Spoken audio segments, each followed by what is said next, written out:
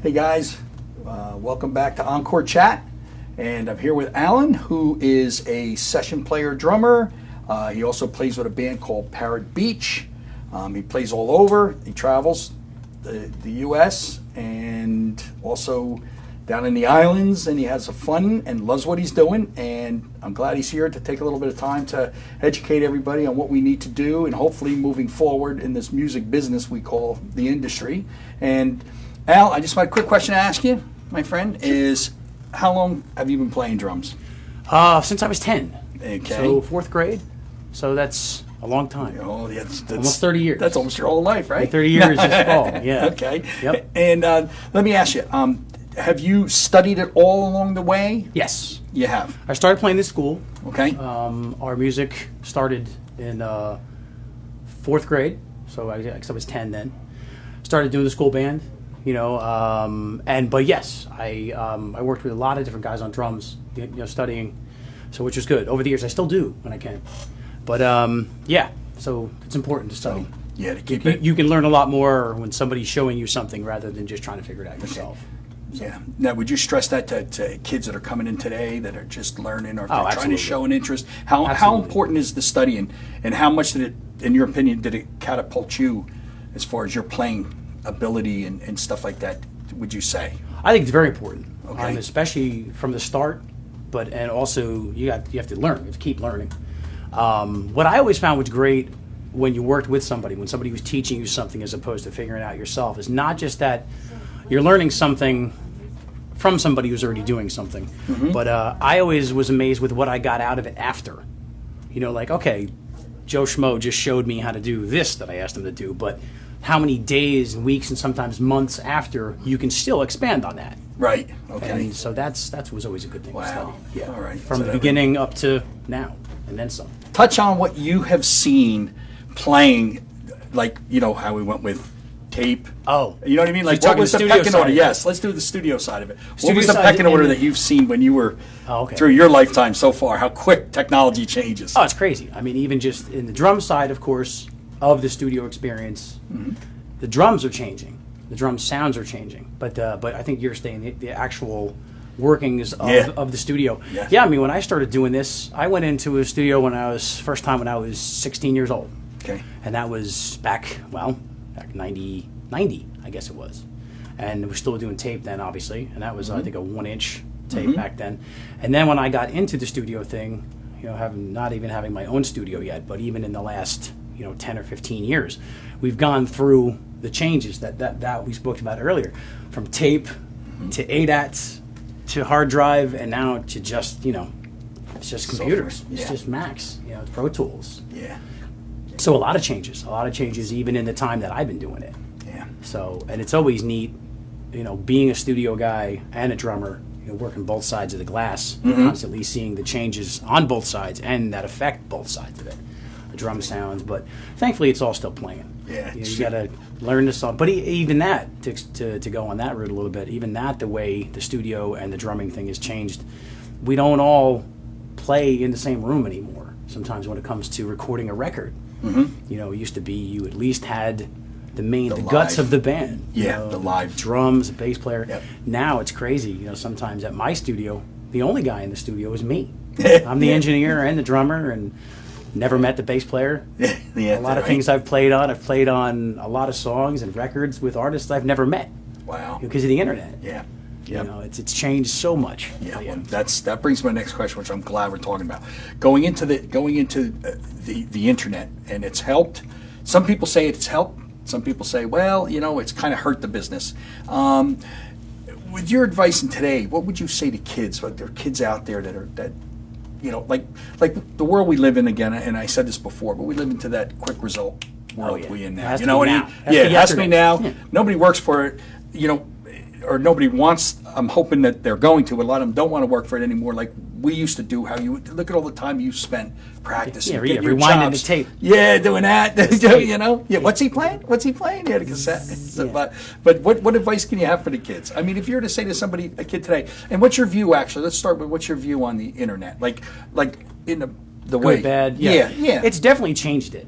Okay. Like I just said about the studio thing, how we record things. I mean, Right. I did a record a couple songs for a record about a month ago. Literally, the tracks were being done 5,000 miles away. Okay. Yep. And they got piped to me over the internet with a click track, and I made my notes, literally drummed the songs, started to pipe up the WAV files to the internet, and I'm on the phone with the people who were doing the songs all those miles away, and as I'm talking to the producer about it, the files are coming in, and I'm hearing my drums getting dropped into the session as I'm talking to the guy. Wow. From halfway across the globe. And so it's definitely changed it. But in that sense, I can do things, we can all do things that we couldn't do back in the day. But is it good or bad? I think it's good. Okay. If it's bad, there's nothing we can really do about that. No, but it is what it is. It's definitely changed my job, changed a lot of our jobs, changed music. But then the second part of what you said about with the kids and stuff, yeah. I definitely think it's good. Okay. Because as much as kids want everything and they want it now, they want to hear a song on the radio and they want to be able to play it like an hour ago. Right. Which, talking about all the things we're talking about, you have to learn how to play. You have to learn how to read. You have to learn the notes. You have to have the letters and numbers to make the words, if you will. So you have to have the skills and the scales and everything. Right. But on the plus side of it, not just, this is how it is. The plus side of it, kids can hear a song on the radio or hear a song that was written and who knows, has been gone before they were even born, and they can go on the internet and find out how to play it. Yeah. Maybe they don't know a certain scale. Yeah, that's the theory. Yeah, why they're doing it, but who cares? As long as they're learning. Right. But they don't. Maybe they don't even know the scale that they should know, or they maybe should get and learn some other things, some other scales. But they can sit there and play it. Even slow it down, and even we couldn't do that. No. Back when I learned songs from tape. Little tape once again, cassette. Stretch it out. Yep. Rewind. If the song was this fast, guess what? That's how you had to play it. Yep. Yep. But no, I think it's good. Kids can learn anything. But once again, on that same coin, you got to study with somebody though. To have a teacher, to have someone physically showing you something, right? Even if it's for an hour a week, it's going to keep you doing something for it. you. It's going to keep you doing it. It kept me doing it. I mean, when I started, my parents were into it. I didn't come from anybody who played in my family. I don't know where it came from. I just wanted to play drums. To do it. Yeah. And my parents were cool with it. They're like, okay, you buy the drums and we'll pay for the lessons. And you do it. And that's I'm paying for my own lessons now. Yeah. They get a lot more expensive. Yeah. But yeah, so it's all part of it. It's all related. But yeah, the internet definitely changed things. And so then to sum this up, Al, if you were 10 years old today, with the internet in front of you, okay, and what you want to do, I want you to. What would you do? Like, what would I do? Yeah, you're 10. You're 10 right now. So tell me. What could I do now? How would I? And I want to play drums. You've never played before. Oh, I thought you were asking me like the difference between now and no. Okay. Nope. I'm saying like, so you're a kid now, and you got the internet at your fingertips. You have everything. You got everything here, and you want to play drums. You could just type it in. How do I play drums? Yeah. And there'd be pages and pages of things. But yeah, I mean, take that lessons. You do the. Yeah, I mean, but I would definitely try to do it the same way. But it would be amazing. I think about it would be amazing what I could do with the internet and stuff. We didn't have that obviously when I was a kid, not even close. Nope. I remember having to get my hands on tapes. They had the drum tapes of all these big drum guys. Yes, tapes once again. Yeah. VCR tapes, VHS tapes. That's what it is, yeah. That was a big thing, and I remember we could rent those back in the day, and all these drummers and this and that. I remember that was about as close as I would get to being shown something outside of private lessons. So yeah, YouTube, forget it. Yeah, it's all over. But yeah, I mean, I don't know. Yeah, I would just sit and I guess basically try to copy what I saw. Do your lessons and do it. Yeah, just do your thing. Yeah, it would be different, but I would hope I would have still done it. I like my job. Yeah, you kidding me, dude? You get to travel, you're all over. It's the best thing you can ask for. Yeah. What are you kidding? Yeah. You're kidding me? That's a gift. I'm getting better at it, I think, too.